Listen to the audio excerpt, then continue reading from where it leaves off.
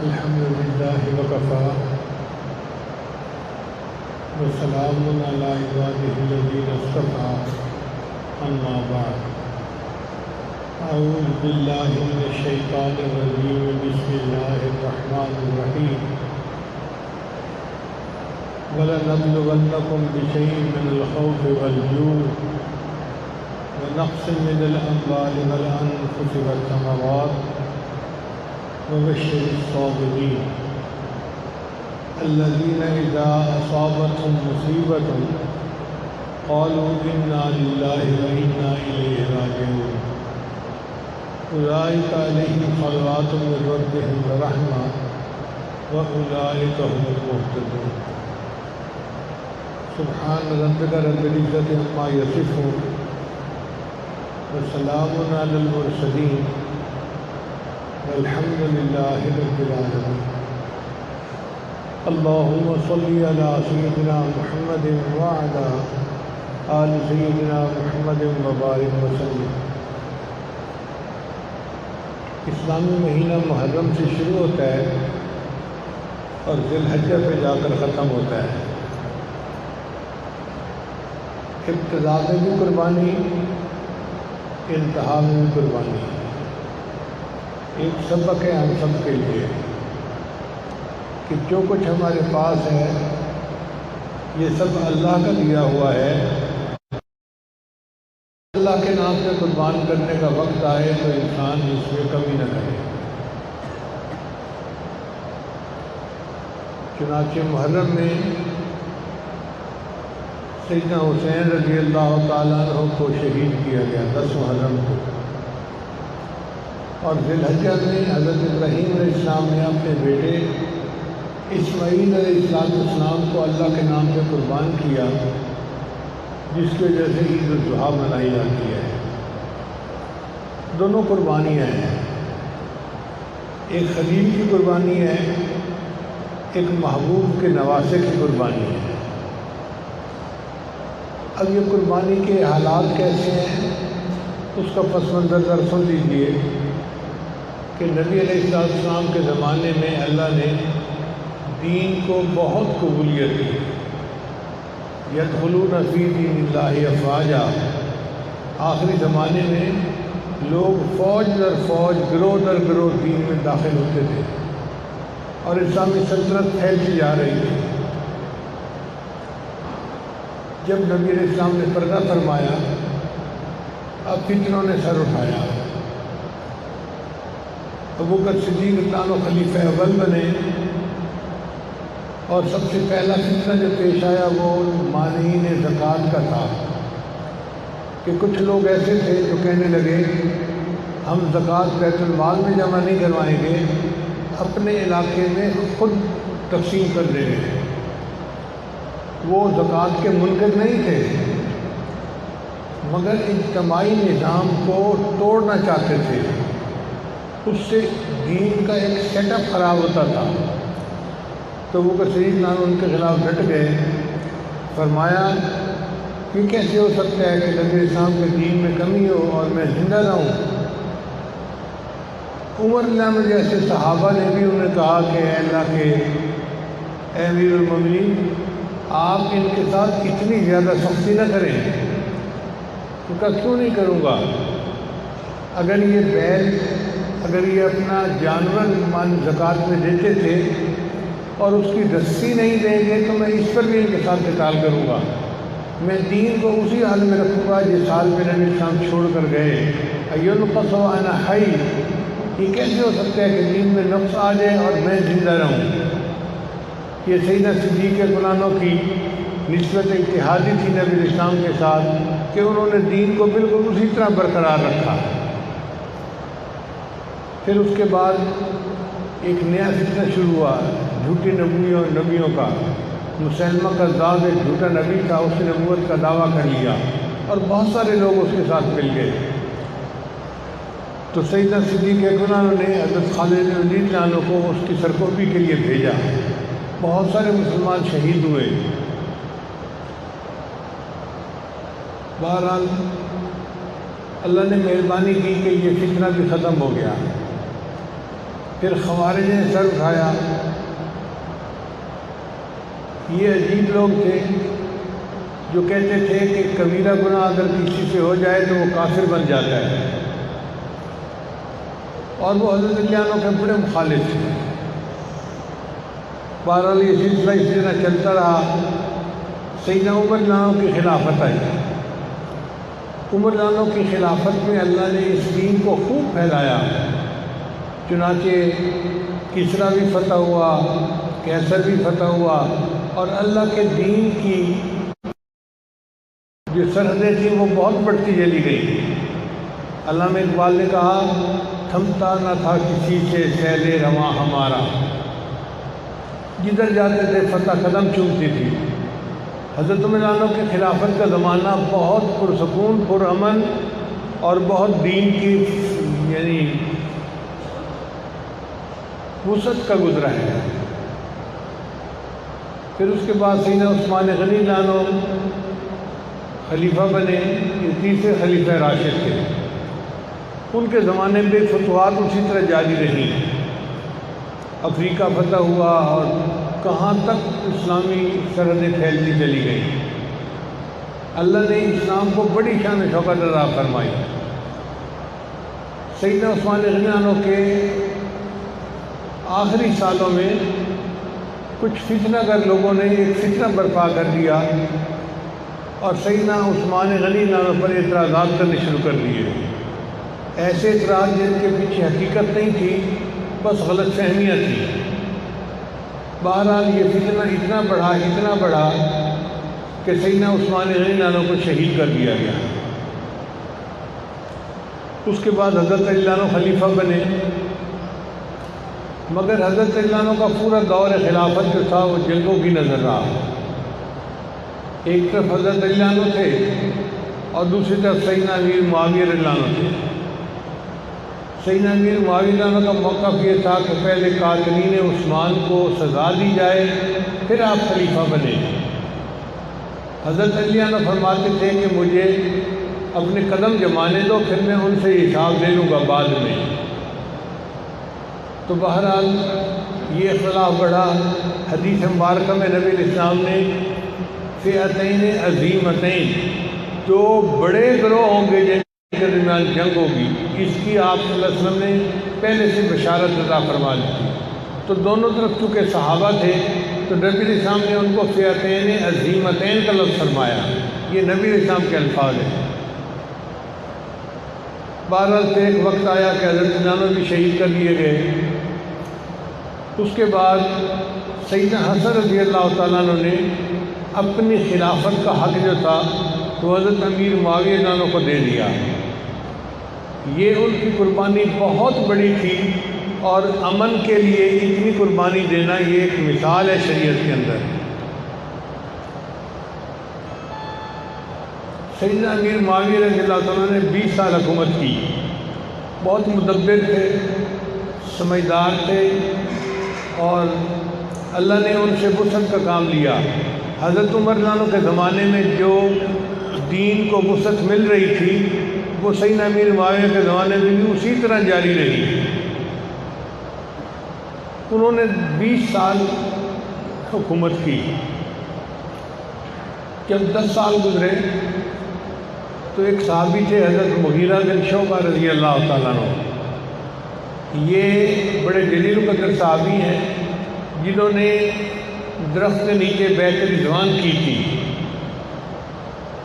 لقد رضی اللہ عن المؤمنین اذ یبایعونک تحت الشجرہ.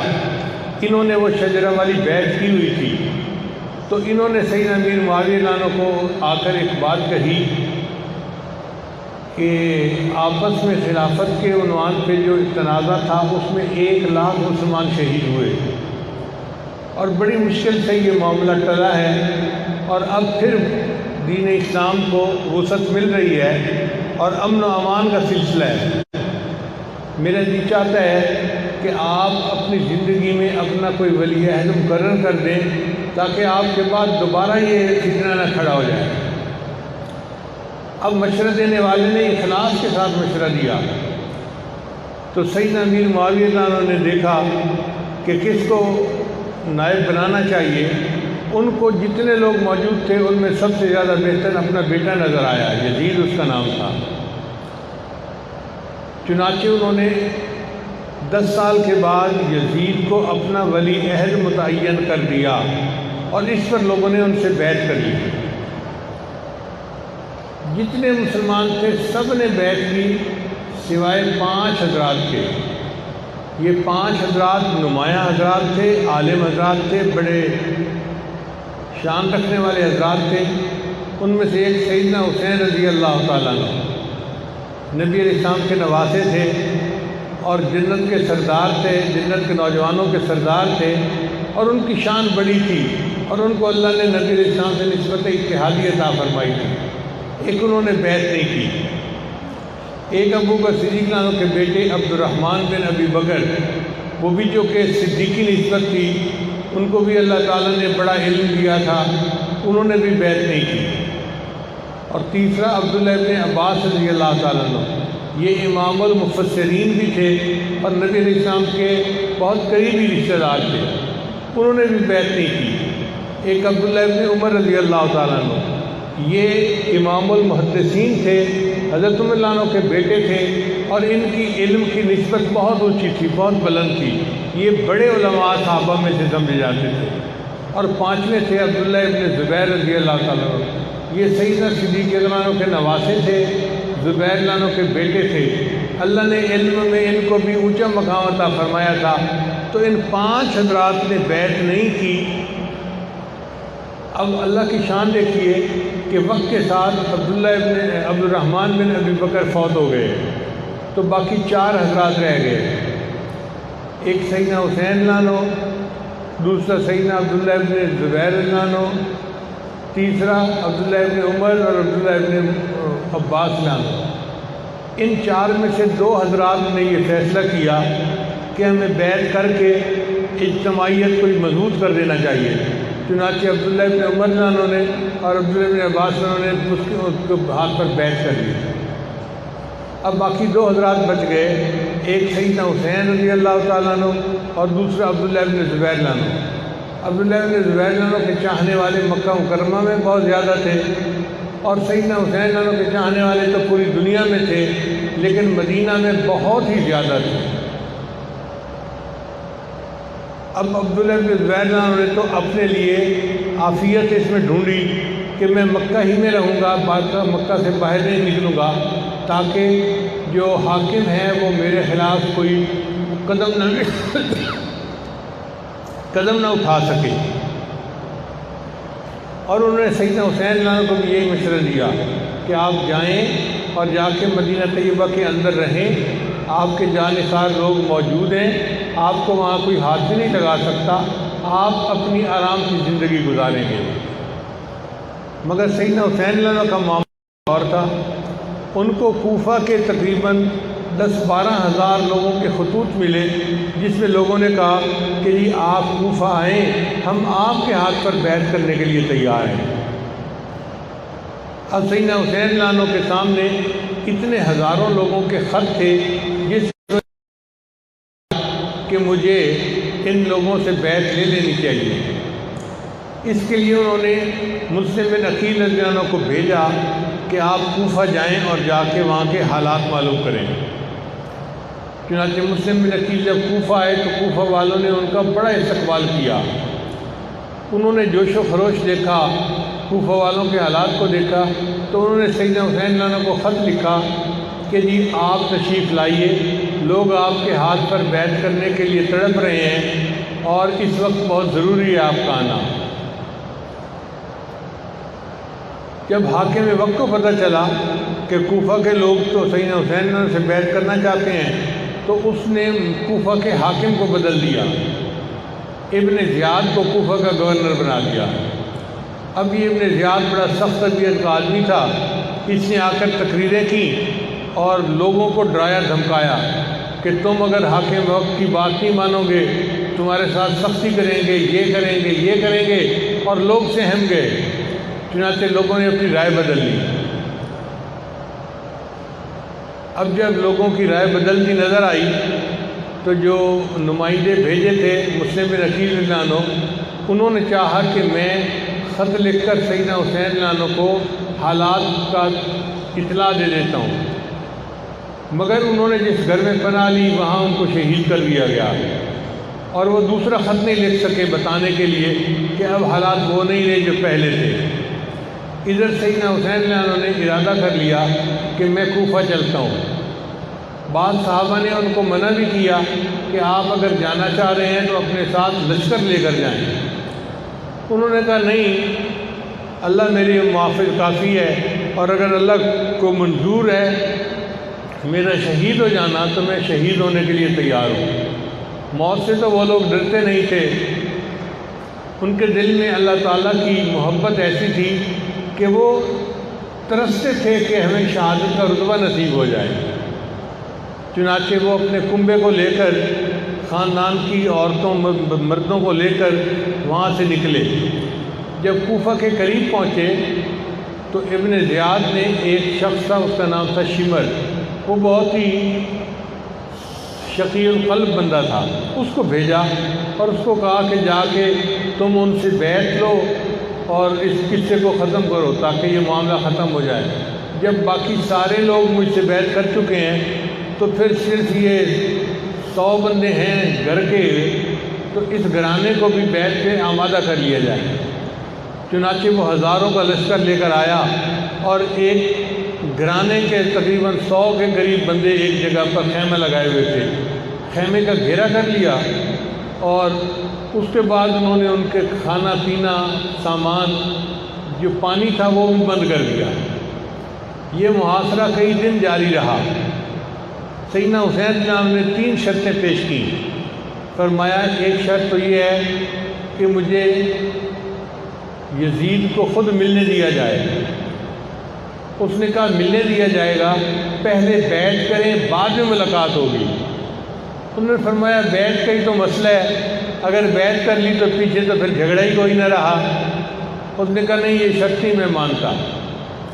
ان کا اچھا دوسری شرط یہ ہے کہ مجھے شام جانے دیا ہے، سرحد پار جانے دیا جائے۔ اس نے کہا نہیں، ہم وہاں بھی نہیں جانے دیتے۔ تیسری شرط رکھی کہ اچھا مجھے مدینہ واپس جانے دیا جائے۔ اس نے کہا نہیں، میں مدینہ بھی واپس نہیں جانے دیتا۔ تینوں شرطیں نہیں مانی۔ ایک کہ آپ اس کے لیے اس کی بیعت کریں میرے ہاتھ پر، اور پھر آپ ان کے ساتھ جا کر ملیں۔ سیدنا حسین رضی اللہ عنہ تو عزم و استقامت کے پہاڑ تھے، ان کا یہ نہیں ہو سکتا کہ کسی کے پریشر میں آ کے، کسی کے دباؤ میں آ کے میں حق سے ہٹ جاؤں۔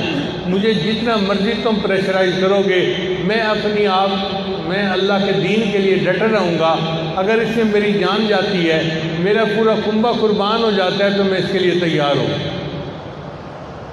حالات کے قدموں میں قلندر نہیں گرتا، حالات کے قدموں میں قلندر نہیں گرتا، ٹوٹے جو ستارہ تو زمین پر نہیں گرتا۔ گرتے ہیں سمندر میں بڑے شوق سے دریا، لیکن کسی دریا میں سمندر نہیں گرتا۔ یہ نہیں ہو سکتا کہ میں بیعت کر لوں پریشر میں آ کے اور اپنے بات کے موقف سے پیچھے ہٹ جاؤں، میں ہرگز نہیں ہٹوں گا۔ چنانچہ اس پر وہ جو مخالفین تھے انہوں نے تلواریں لے لی اور آپس میں ایک دوسرے کے ساتھ مقابلہ شروع ہو گیا۔ اب یہ مقابلہ چند گھنٹوں کی بات تھی۔ چند گھنٹوں کے اندر سیدنا حسین رضی اللہ عنہ کے جتنے بھی ساتھی تھے سب کے سب شہید ہو گئے۔ مخالفین کے لشکر میں ایک صاحب تھے، ان کا نام تھا حر۔ ان کے بارے میں کتابوں میں لکھا ہے کہ وہ آ کر سیدنا حسین رضی اللہ عنہ کے ساتھ مل گئے اور انہوں نے بھی سیدنا حسین رضی اللہ عنہ کے ساتھ مل کر شہادت کا جام نوش کیا۔ پھر ایک وقت آیا کہ جب سارے مرد شہید ہو گئے، عورتیں خیمے میں تھیں، اور خیموں میں ایک حضرت حسین رضی اللہ عنہ کے بیٹے تھے زین العابدین رحمۃ اللہ علیہ، بڑے عالم تھے مگر ان کو بخار تھا، بیمار تھا، تو وہ بھی خیمے کے اندر ہی تھے۔ باقی سارے مرد شہید ہو گئے۔ ایک وقت آیا کہ سیدنا حسین رضی اللہ عنہ اکیلے رہ گئے۔ تو سیدنا حسین نے خود مقابلہ کیا۔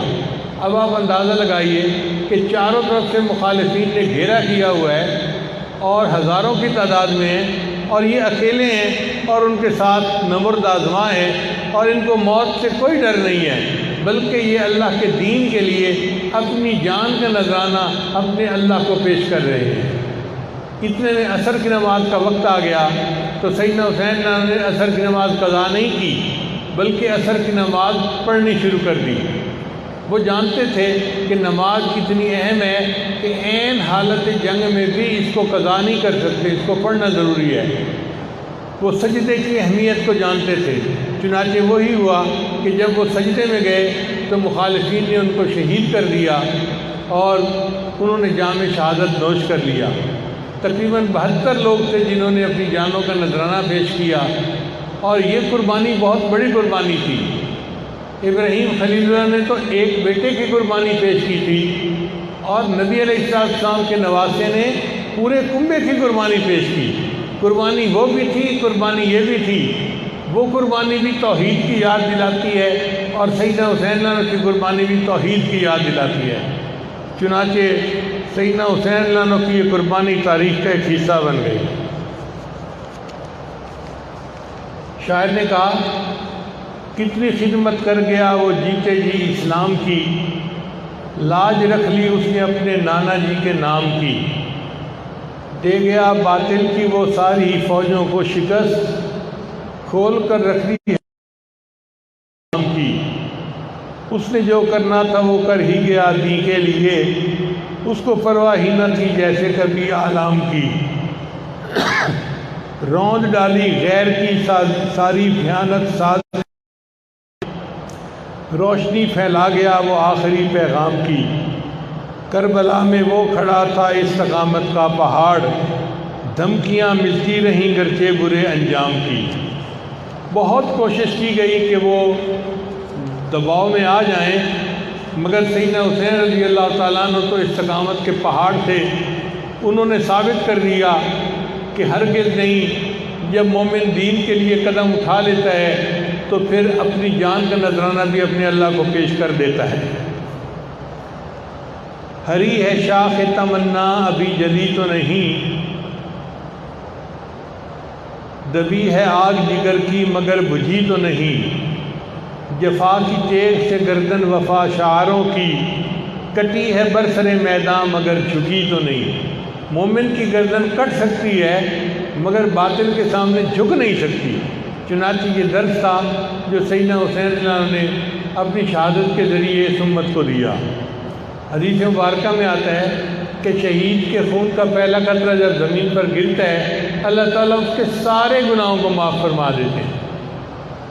پھر حدیث مبارکہ میں آتا ہے کہ اللہ تعالیٰ جنتیوں سے جنت میں پوچھیں گے کہ کیا تمہیں کسی اور چیز کی ضرورت ہے؟ تمہیں کوئی چیز جو مزہ دیتی ہو اور نہ تمہارے پاس موجود ہو تو وہ چیز مجھے بتاؤ۔ تو جنتی کہیں گے نہیں یا اللہ، آپ نے جو دیا ہمیں ہر نعمت یہاں موجود ہے، بس ہمیں اور کسی چیز کی ضرورت نہیں ہے۔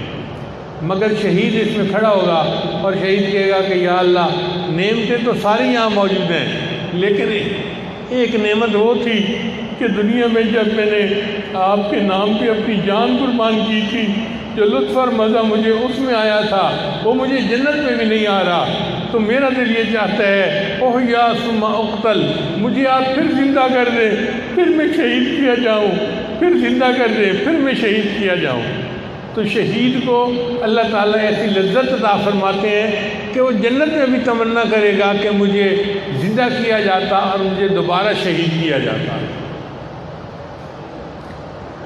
چنانچہ حدیث مبارکہ میں آتا ہے قیامت کے دن اللہ تعالیٰ شہیدوں کو حکم دیں گے کہ شہید میرے عرش کے قریب آ جائیں۔ اگر کسی شہید کے راستے میں حضرت ابراہیم خلیل اللہ بھی کھڑے ہوں گے تو ابراہیم خلیل اللہ راستہ چھوڑیں گے تاکہ وہ شہید اللہ کے عرش کے قریب ہو جائے، اللہ کے عرش کے قریب ہو جائے۔ اللہ تعالیٰ شہید کو اتنا مقام عطا فرمائیں گے۔ اور امام قرطبی رحمۃ اللہ علیہ فرماتے ہیں کہ ہر بندے کی جب موت کا وقت آتا ہے تو ملک الموت اس کی روح کو قبض کرتے ہیں، لیکن جب شہید کی موت کا وقت آتا ہے تو اللہ تعالیٰ فرماتے ہیں ملک الموت کو، ملک الموت یہ میرا عاشق ہے، یہ میرے نام پہ قربان ہو رہا ہے، تو پیچھے ہٹ، اس کی روح کو میں قبض کروں گا۔ چنانچہ شہید کی روح کو اللہ رب العزت خود قبض فرماتے ہیں۔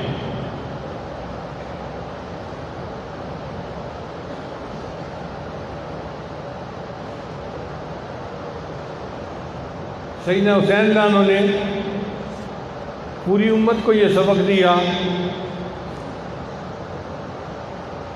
جس کو ایک شاعر نے اشعار میں یوں کہا ہے، تم یوں ہی سمجھنا کہ فنا میرے لیے ہے، تم یوں ہی سمجھنا کہ فنا میرے لیے ہے، پر غیب میں سامان بقا میرے لیے ہے۔ اللہ کے رستے کی جو موت آئے مسیحا، اکثیر یہی ایک دوا میرے لیے ہے۔ کیا غم ہے جو ہو ساری خدائی بھی مخالف، کافی ہے اگر ایک خدا میرے لیے ہے۔ توحید تو یہ ہے کہ خدا حشر میں کہہ دے، یہ بندہ دو عالم سے خفا میرے لیے ہے۔ ایک اللہ کے لیے اپنی جان کو قربان کر دینا اور دین کو اپنی جگہ کے اوپر سلامت رکھنا، یہ بہت بڑی کامیابی تھی۔ آج لوگ تقاریر میں رافضی حضرات بہت عجیب و غریب قسم کی حکایتیں سناتے ہیں۔ ان حکایتوں کا راوی کون ہے پوچھا کریں ذرا، آپ بتائیں کہ جتنے سیدنا حسین اللہ عنہ کے حامی تھے وہ تو سارے شہید ہو گئے، خود سیدنا حسین اللہ عنہ بھی شہید ہو گئے، تو مرد تو کوئی تھا نہیں جو ان باتوں کی روایت واقعات کی بعد میں کرتا۔ باقی رہ گئیں عورتیں، تو عورتیں خیموں میں تھیں۔ اب خیمے میں عورتیں ہوں اور باہر کشتی ہو رہی ہو دو بندوں کی، تو عورتوں کو پتہ بھی نہیں چلتا ہے باہر کیا ہو رہا ہے۔ وہاں تو گھیرے کے اندر جنگ ہو رہی تھی، تو کسی کو کیا پتا کہ باہر کیا ہو رہا ہے۔ اور اگر کوئی مرد تھا تو زین العابدین تھے جو بیمار تھے اور خیمے کے اندر تھے، تو وہ بھی ان باتوں کی روایت نہیں کر سکتے۔ اس سے پتہ چلتا ہے کہ جتنی روایات کربلا کے بارے میں ہیں وہ ساری کی ساری یزیدی فوجیوں کی ہوئی ہیں اور انہی کی روایتیں بیان کی ہوئی ہیں، اس کے اندر کوئی حقیقت نہیں ہے۔ ان روایات کے پیچھے مت جائیں، بس یہ ذہن میں رکھیں کہ اللہ کے محبوب صلی اللہ علیہ وسلم نے اپنے نواسے کو دین کی قربانی کے لیے ایسی تربیت دی تھی کہ ان کے نواسے نے دین کی خاطر پورا کنبہ قربان کر کے دکھا دیا۔ اس کو علامہ اقبال نے یوں کہا ہے، غریب و سادہ اور رنگین ہے داستان حرم، کہ حرم کی داستان، غریب کا مطلب ہوتا ہے انوکھی، 1 in million، اس کو غریب کہتے ہیں۔ غریب و سادہ اور رنگین، رنگین سے مراد یہ کہ خون بہا ہے۔ غریب و سادہ اور رنگین ہے داستان حرم، نہایت اس کی حسین ابتدا ہے اسماعیل۔ اس کہانی کی ابتدا اسماعیل علیہ السلام سے شروع ہوئی کہ انہوں نے اللہ کے نام پہ اپنی جان قربان کی تھی، اور اس کی انتہا سیدنا حسین اللہ عنہ پہ ہوئی کہ سیدنا حسین اللہ عنہ نے اپنا پورا کنبہ قربان کروا دیا تھا۔ اس میں کوئی شک نہیں کہ سیدنا حسین اللہ عنہ کی قربانی بہت بڑی قربانی ہے۔ اللہ تعالیٰ ہمیں سیدنا حسین اللہ عنہ کے ساتھ سچی محبت عطا فرمائے اور جنت میں ان کے قدموں میں جگہ عطا فرمائے۔ نبی علیہ السلام نے فرمایا الحسین منی وانا من الحسین، یہ نبی علیہ السلام کے ساتھ سچی نسبت اتحادی ہونے کی دلیل ہے ان کے پاس۔ آج چونکہ 8 محرم کا دن ہے، اس لیے واقعہ کربلا کے بارے میں نے چند باتیں تاریخی آپ کی خدمت میں پیش کر دیں۔ کسی شاعر نے کہا، کٹا کر گردنیں دکھلا گئے ہیں کربلا والے، کٹا کر گردنیں دکھلا گئے ہیں کربلا والے، کسی بندے کے آگے جھک نہیں سکتے خدا والے۔ جو اللہ والے ہوتے ہیں وہ اللہ کے علاوہ کسی کے آگے نہیں جھکتے، بندوں کے آگے تو جھک ہی نہیں سکتے۔ اللہ تعالی ہمیں بھی ایسا ایمان عطا فرمائے، ایسی ہمت اور ایسی استقامت عطا فرمائے۔ وآخر دعوانا ان الحمد للہ رب العالمین۔